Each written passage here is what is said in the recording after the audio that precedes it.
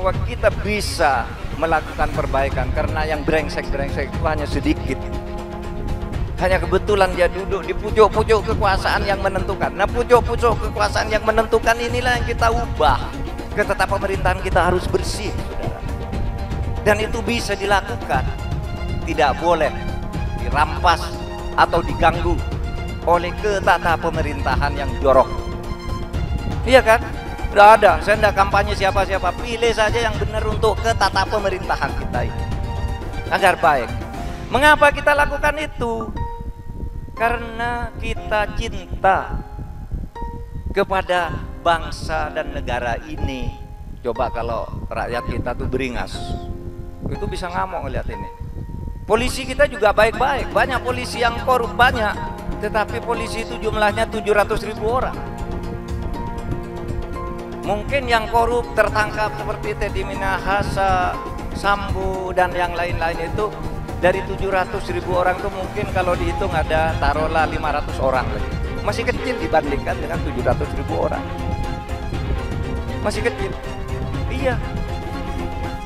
Kemungkinan koalisi Ganjar dan Anies Baswedan, apakah itu mungkin akan terjadi? Dukung Ganjar dan Anies tentu punya kecemasan bersama bahwa pemilu kali ini punya potensi kecurangan luar biasa dan potensi penggunaan alat kekuasaan. Saya tetap memprediksi bahwa tetap akan terjadi 2 putaran. Beda nih dengan yang dipropagandakan oleh Prabowo, bahwa pemilu nanti akan berlangsung cuma 1 putaran saja. Sekian puluh % pendukung Anies kemungkinan di putaran kedua akan pindah ke Ganjar melawan Gibran. Mereka nggak suka Anies menang sebenarnya, tapi lebih tidak suka lagi kalau Prabowo yang menang. Ini juga masuk akal. Jadi prediksi saya, di putaran kedua nanti, kalau kubu Ganjar yang lolos, maka sebagian besar pendukung Anies juga akan lari ke Ganjar. Ini masuk akal sih, karena pendukung Anies kebanyakan adalah pembenci Jokowi. Meskipun sebagian besar dari mereka dulu adalah pendukung Prabowo. Tetapi dengan adanya Gibran yang sekarang ada di samping Prabowo, maka kebencian mereka terhadap Jokowi akan semakin tinggi. Dan lebih baik buat mereka memilih yang buruk dari yang terburuk, yaitu Ganjar Pranowo. Kiraan saya dari kacamata intelijen, itu strateginya saya lihat mungkin strategi sasarannya 1 putaran. Jadi kalau menurut perkiraan intelijen ini hari, dan kalau tidak ada perubahan yang signifikan, Prabowo, Gibran akan menang. Ini semua yang nanti siap menampung masa atau pemilihnya Anies Baswedan 2 putaran. Dengan asumsi Anies Baswedan kalah hingga 2 putaran, mereka akan masuk semua ke sini. Tidak mungkin kegama. Itu analisa saya. Untuk seorang nasionalis, tempat berdiri saya hanya 1. Bukan pasang kaki, enggak. Pasang kaki 2, 3, enggak. Hanya pasang kaki di 1 tempat, yaitu di tempat orang-orang yang nasionalis, yang berwawasan kebangsaan, yang berfilsafat hidup Pancasila. Seperti Prabowo itu menyatukan diri dengan Jokowi waktu sesudah Pilpres bersatu lagi. Mereka bersatu karena punya satu wawasan kebangsaan, punya prinsip bahwa seorang nasionalis harus 1. Kalau sekarang sampai 2, itu menurut saya itu yang salah, bukannya saya yang salah. Saya tetap berdiri di prinsip bahwa nasionalisme adalah segalanya untuk Republik Indonesia. Istimewa ulama yang kali ini menurut saya sesuatu yang sangat penting. Walaupun jauh sebelum istimewa diselenggarakan, umat itu sudah boleh dikatakan mengerucut, ya, menjatuhkan pilihan pada pasangan Anies dan Muhaimin. Komando ulama itu antara tentu saja Habib Rizik Syihab. Tentu tidak ada cek yang gratis, ya, cek kosong nggak ada. Ada sejumlah fakta integritas yang harus disepakati oleh pilihan yang akan dipilih. Mengenai kriteria pemimpin dan calon pemimpin yang menuju konstelasi politik di 2024 ini. Maka dengan bulat acara Istimewa Ulama ini mendukung penuh calon Capres dan Cawapres Pak Anies Baswedan dan Pak Muhaimin Iskandar. Pasangan Amin ini dibandingkan dua yang lainnya jauh lebih dekat hubungannya dengan umat Islam. Istimewa Ulama merekomendasikan Pak Anies dan Pak Muhaimin sebagai Capres 2024 dan akan memberikan dukungan setelah Fakta Integritas ditandatangani. Hari ini ketimpangan adalah potret Indonesia. Pembangunan adalah membangun manusianya, bukan membangun jalannya, sekedar barang-barang yang bisa difoto. Pembangunanlah tentang manusia, bukan tentang infrastruktur. Itulah pembangunan. Alhamdulillah kami coba lakukan ini di Jakarta, dan kemudian bangunan itu namanya Jakarta International Stadium menjadi salah satu megastruktur terbesar di dunia. Kami melihat pentingnya untuk bisa mengembalikan kewibawaan pengadilan, prinsip-prinsip penegakan hukum, prinsip-prinsip penegakan keadilan harus dikembalikan, dan tidak lagi ada kriminalisasi pada siapapun, termasuk ulama, termasuk oposisi. Saya selalu menggaungkan yang namanya narasi keberlanjutan, narasi penyempurnaan. Jadi nggak ada yang namanya arah baru atau perubahan. Kalau surveinya bagus, kita kerja keras lagi biar bisa satu putaran. Bahwa sudah saatnya pemuda memimpin bangsa Indonesia. Prabowo Gibran. Saya ulangi sekali lagi semua, Prabowo Gibran. Cara reformasi dilokomotif juga oleh anak muda. Terus kenapa orang mempersoalkan kalau anak muda yang memimpin bangsa ini? Pemuda lah yang akan menentukan siapa capres dan cawapres yang akan menang di pertarungan Pilpres 2024. Nah, yang pasti kalau buat saya dibandingkan misalnya Pak Gibran jadi maju gitu, Mas Gibran gitu ya. Ya saya pilih Ganjar sama Mahfud lah, karena lebih teruji kan. Anda jadi wali kota baru 2 tahun 3 tahun kan belum teruji juga. Ini urus negara loh, mau jadi presiden loh. Kalau Anda belum lengkap, belum pernah di legislatif, belum nasional ya maksudnya DPR, kan DPR belum ngerti nih pemerintahan seperti apa. Anda belum pernah di eksekutif yang tingkat provinsi, Anda nggak ngerti jadi presiden nanti. Ini bukan soal belajar-belajar, coba-coba loh. Ini negara dipertaruhkan untuk 2045. Kita kan mau mencapai 100 tahun ini mau jadi apa? Kalau coba-coba, ini negara sebentar lagi 300 juta penduduk kita. Mana boleh kita kasih orang coba-coba. Saya tidak meremehkan anak muda ya. Anak muda bisa lebih kreatif gitu ya. Tapi bicara tata negara, harus mengerti konstitusi. Anda bukan hanya untuk berani untuk maju.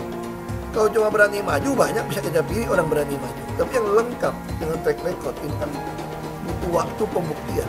Pasti. Pak Ganjar, Pak Mahfud yang lebih pengalaman. Saya tidak mau anak cucu saya harus nunggu sekian tahun lagi. Kayak pengalaman Jakarta gitu kan, nunggu lagi mundur. Males sudah. Jadi kita nggak usah coba-coba deh. Udah jangan dengerin janji-janji manis orang. Buktikan aja selama ini bagaimana. Lebih setuju lagi apa yang disampaikan calon presiden Pak Ganjar Pranowo. Tadi saya bisik-bisik ke beliau, Pak, nanti habis dilantik, besoknya langsung masuk ke kedaulatan pangan. Nggak usah lama-lama. Perencanaannya disiapkan sekarang, begitu dilantik besok langsung masuk ke kerja kedaulatan pangan. Sehingga swasembada pangan, ketahanan pangan, kedaulatan pangan itu betul-betul kita miliki. Dan saya yakin Pak Ganjar mampu menyelesaikan ini. Ya kita jujur aja ngomong, kalau Anda mau jadi presiden, wakil presiden. Nah, kalau tanya sama saya, kamu mau jadi politisi, mau jadi apa sih? Ya kalau nggak beres negara ini ya saya mau jadi presiden. Kan cuma jadi presiden bisa cepat membereskan itu.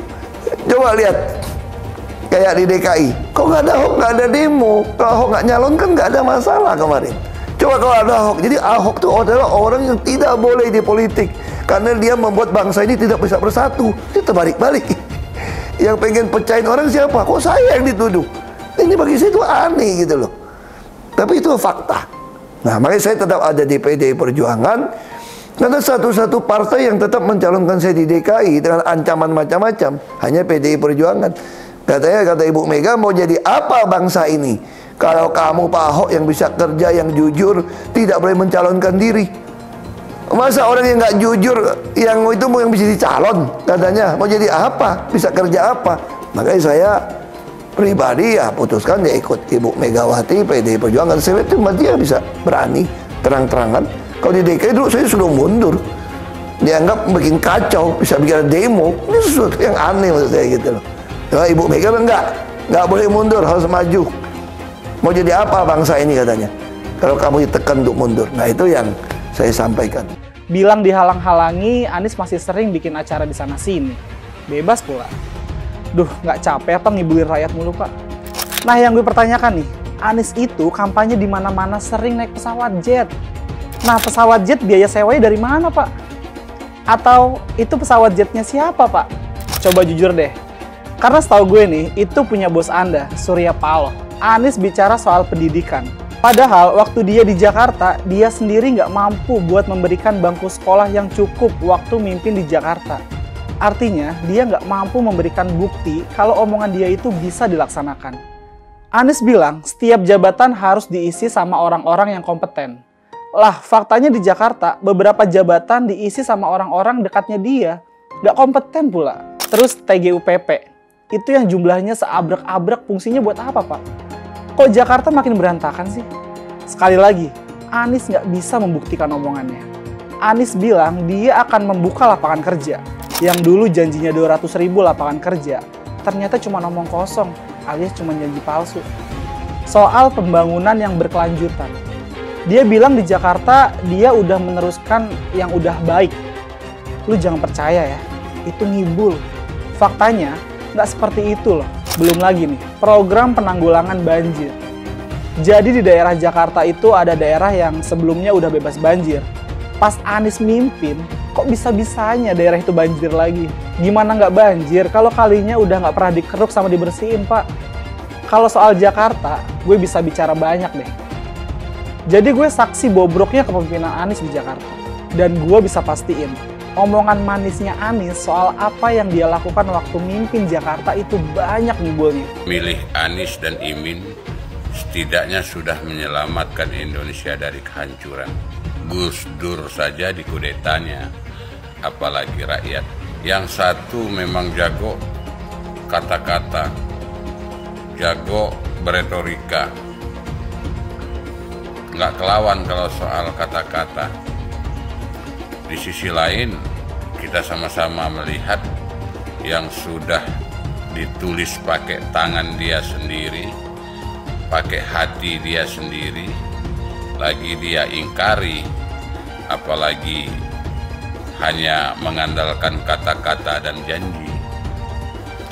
Pun demikian dengan janji Cak Ponimin.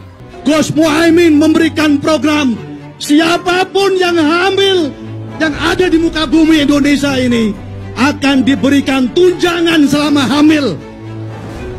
Karena itu yang masih jomblo secepatnya nikah, hamil, dibiayai kehamilannya oleh Gus Muhaimin. Akan mendapatkan subsidi, akan mendapatkan tunjangan rata-rata 6 juta selama kehamilan. Gus Muhaimin dan PKB menang. Semua yang punya sepeda motor, BBM-nya kita subsidi gratis tanpa biaya. Siapa yang di sini punya sepeda motor? Tahun 2024 PKB menang, Gus Muhaimin presiden, disubsidi serendah-rendahnya harga subsidi BBM. Kalau PKB sekarang bukan PKB Gus Dur, ini PKB Caimin. Jadi beda, PKB-nya sudah beda. Jadi nggak bisa lagi menurut saya, memang masih tetap jualan nama Gus Dur, itu ada larangannya jelas sekali. Tapi ya namanya orang masih mencuri-curi, kebiasaan kayaknya mencuri-curi. Mencuri partai, sekarang mencuri gambar. Gus Dur pendiri partai, orang yang dikatakan oleh Caimin sebagai guru politiknya, malah dikudeta, apalagi rakyat. Susah kan mau milih pemimpin seperti itu nanti? Pak Prabowo hari ini adalah calon presiden dari Partai Gerindra.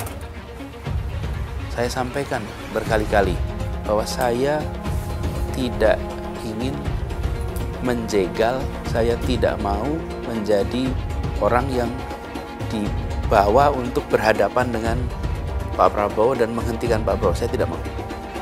Dan saya katakan itu kepada siapapun yang datang kepada saya untuk berbicara tentang calon presiden. Yang nanti anak saya dan anak-anak saya akan ingat itu.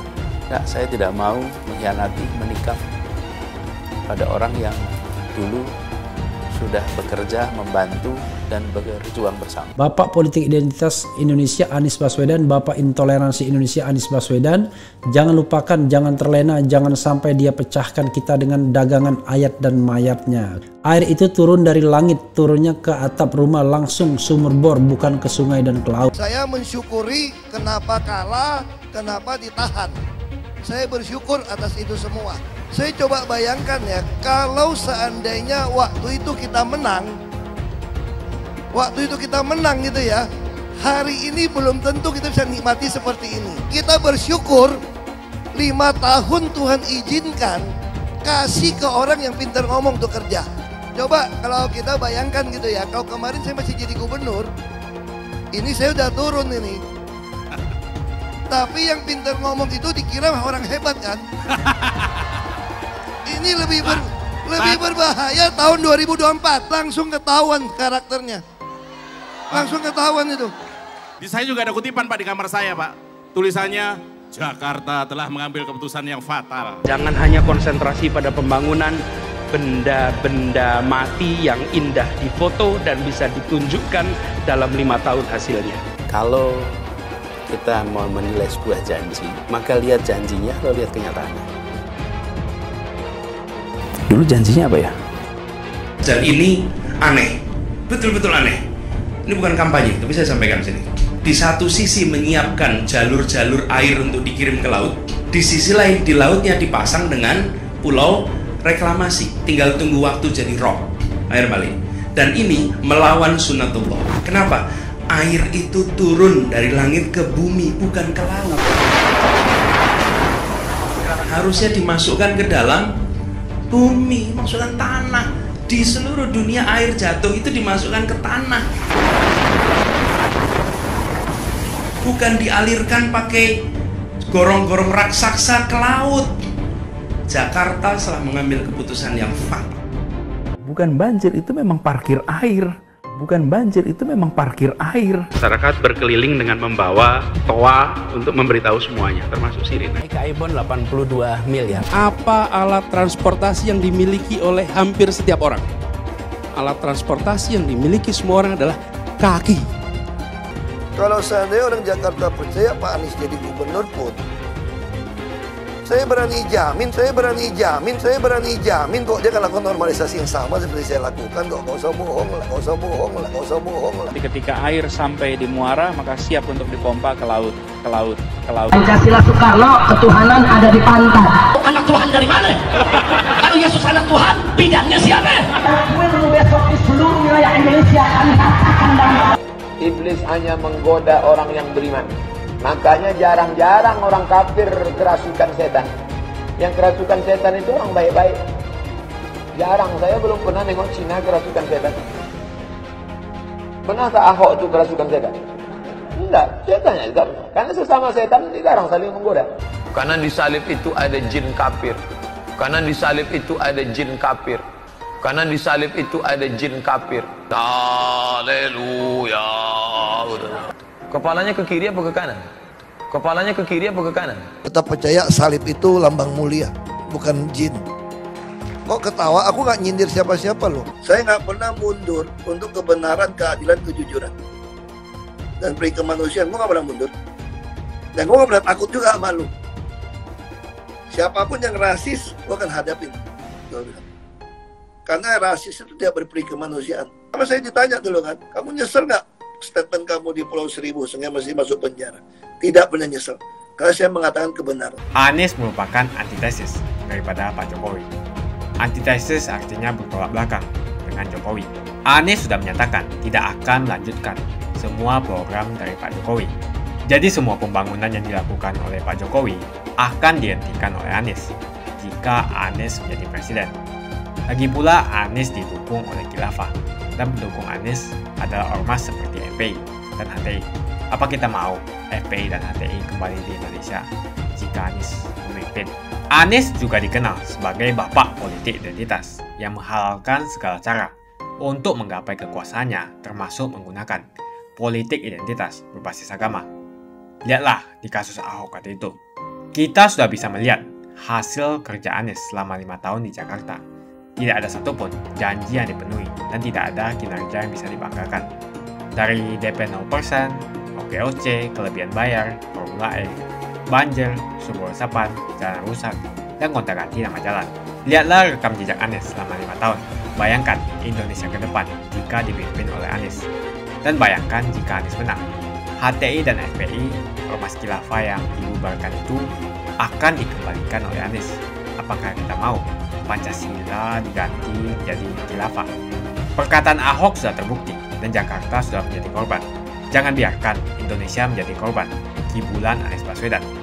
Umat minoritas, terutama kaum Tionghoa, tidak akan memilih Anies Baswedan. Apa yang ditakutkan dari Pak Ganjar dan Pak Mahfud? Banyak, sangat-sangat banyak. Banyak yang harus ditakutkan dari Pak Ganjar dan Pak Mahfud. Yang paling kasat mata ini, Pak Ganjar dan Pak Mahfud adalah duet terbaik. Duet terbaik dari sisi kualitas dibandingkan dengan pasangan capres dan cawapres manapun. Di antara para capres dan cawapres lain, pengalaman duet Pak Ganjar dan Pak Mahfud paling lengkap dan juga boleh dibilang tanpa celah. Mereka ini bersih dari korupsi dan dikenal sebagai politisi-politisi yang sangat bersih. Mereka juga sama-sama dikenal sebagai politisi yang bernyali, yang pemberani. Dan yang terutama, mereka ini dikenal sebagai pemimpin-pemimpin yang peduli dan menaruh perhatian besar pada persoalan dan masalah-masalah rakyat miskin. Pertanyaan yang mengusik kita semua sekarang ini, yang benar-benar mengusik kita, yang bikin kita bertanya-tanya, yang membuat kita semua heran, pertanyaannya adalah mengapa Pak Ganjar dan Pak Mahfud jadi sasaran serangan dan kecurangan yang luar biasa? Mengapa mereka sampai mencopoti bukan saja baliho Ganjar Mahfud, tapi juga poster-poster Ganjar Mahfud yang berukuran kecil? Mengapa mereka melakukan intimidasi kepada para pendukung Pak Ganjar dan Pak Mahfud, baik di Jakarta maupun di daerah-daerah? Mengapa mereka menyebar hoax-hoax sampai yang sangat keterlaluan, seperti fitnah kalau Ibu Mega mengacuhkan ajakan salaman dari Kaisang? Bayangkan saja, seorang ibu, seorang nenek yang tidak punya salah apa-apa kepada mereka, ini benar-benar keterlaluan. Ini benar-benar mengherankan. Ini benar-benar bikin miris. Jadi mengapa mereka begitu tega dan menyerang dengan kalap? Mengapa? Pak Ganjar dan Pak Mahfud punya pengalaman panjang, merupakan pemimpin-pemimpin yang teruji, dan terutama mereka ini sangat banyak prestasi, sangat banyak prestasinya. Pak Ganjar telah berbakti selama 9 tahun sebagai wakil rakyat, sebagai anggota legislatif, dan 10 tahun penuh sebagai gubernur di pilar eksekutif. Sementara itu, Pak Mahfud telah berbakti di pilar eksekutif sejak tahun 1999. Pada era pemerintahan Gus Dur, pernah menjadi wakil rakyat di pilar legislatif, dan juga pernah menjalankan tugas di pilar yudikatif sebagai Ketua Mahkamah Konstitusi. Pertanyaan besarnya itu begini, ini pertanyaan besarnya ya. Jadi, apa yang ditakutkan dari Pak Ganjar dan Pak Mahfud? Apa yang mereka takutkan? Sampai-sampai mereka harus berlaku curang seperti itu. Ini pertanyaan penting. Dari sini kita mungkin jadi punya jawaban. Kita jadi bisa menduga-duga apa yang sebetulnya sedang terjadi di belakang layar. Duo Ganjar Mahfud punya program-program yang konkret untuk masyarakat. Memang sekarang ini belum semua program sudah ditampilkan. Ada waktunya senjata-senjata itu bakal ditembakkan. Tapi yang sudah pasti, nah ini yang sudah pasti. Yang sudah pasti, program-program yang ditawarkan oleh Pak Ganjar dan Pak Mahfud benar-benar memberikan solusi bagi persoalan rakyat dan sebagian sudah pernah dijalankan dalam skala yang lebih kecil ketika Pak Ganjar menjabat sebagai gubernur selama 10 tahun dan selama Pak Mahfud menjabat di eksekutif, legislatif, maupun yudikatif. Jadi, kalau Pilpres 2024 semata-mata menggunakan penilaian terkait kapabilitas, terkait kemampuan memimpin, sudah pasti Pak Ganjar dan Pak Mahfud adalah juaranya.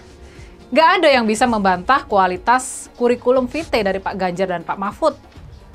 Faktor yang kedua nih, ini faktor yang kedua. Pak Ganjar dan Pak Mahfud sama-sama seorang pemimpin yang pandai berkomunikasi. Mereka biasa bicara apa adanya dan sangat-sangat jago dalam berdebat. Pak Ganjar dan Pak Mahfud sama-sama pernah menjadi anggota DPR RI, jadi wakil rakyat. Selain memang sudah menjadi aktivis sejak muda, di gedung parlemen kemampuan berdebat mereka semakin terasa. Sebagai Menko Polhukam, Pak Mahfud sudah menunjukkan taringnya. Dia bongkar kasus Verdi Sambo. Dia berani merampas aset anak-anak dari Presiden Soeharto. Dia berani bongkar korupsi di bidang pertahanan. Dia bisa membuat para anggota DPR RI bertekuk lutut berdebat dengannya. Jadi coba kita bayangkan dan tanyakan. Di antara para capres dan cawapres yang ada sekarang ini, siapa yang mampu dan bernyali menghadapi mafia hukum yang mencekik kehidupan kita?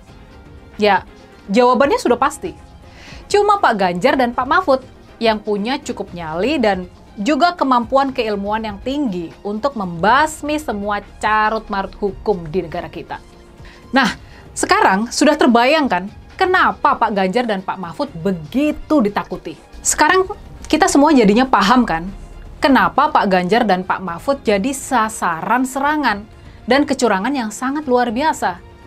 Mengapa baliho dan poster mereka sampai dicopoti, sampai yang berukuran kecil sekalipun. Jadi bisa dibayangkan, kalau posisinya dinaikkan menjadi wakil presiden seperti Bung Hatta dulu, yang bertugas membasmi korupsi di era pemerintahan Bung Karno. Mengapa para pendukung mereka menjadi korban intimidasi, baik di Jakarta maupun di daerah-daerah lain? Mengapa mereka jadi korban hoax-hoax yang berterbangan tiada henti? Sekarang kita semua sudah paham kan, kalau ada yang sangat-sangat ketakutan sama duet Pak Ganjar dan Pak Mahfud.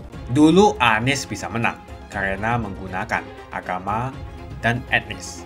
Isu agama, ras, dan antar golongan dinikmati oleh relawan Anies. Saat itu Anies didukung oleh FPI, HTI, dan pengasong khilafah lainnya. Pada akhirnya Ahok harus kalah, namun kekalahan dia adalah kekalahan yang membuka mata rakyat Indonesia bahwa masih ada orang-orang yang menang dengan cara menggunakan politisasi agama atau politik identitas berbasis agama. Ternyata banyak sekali orang yang dengan mudah terhasut lewat jalan-jalan seperti itu. Relawan Anies terutama dari FPI, HTI, PA212 seperti Bahar Smith dan Rizik Syihab selalu menghujat Cina, etnis Cina. Tapi saat ini negara Cina sudah menjadi nomor 1 di dunia. Saya bangga sebagai Cina.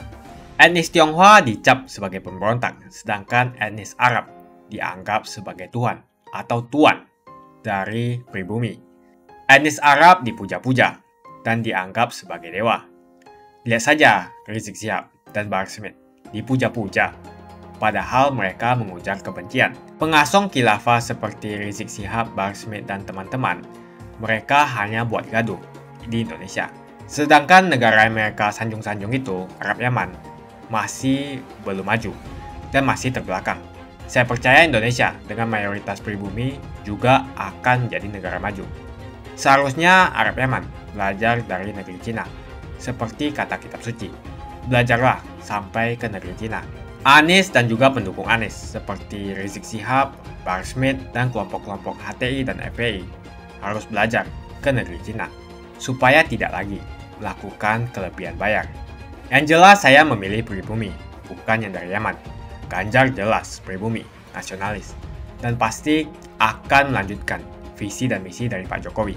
Suara Ahok merepresentasi warga minoritas, dan etnis Tionghoa mendukung Ganjar Pranowo. Ahok pasti akan mendukung Ganjar, karena Ahok anti radikalisme.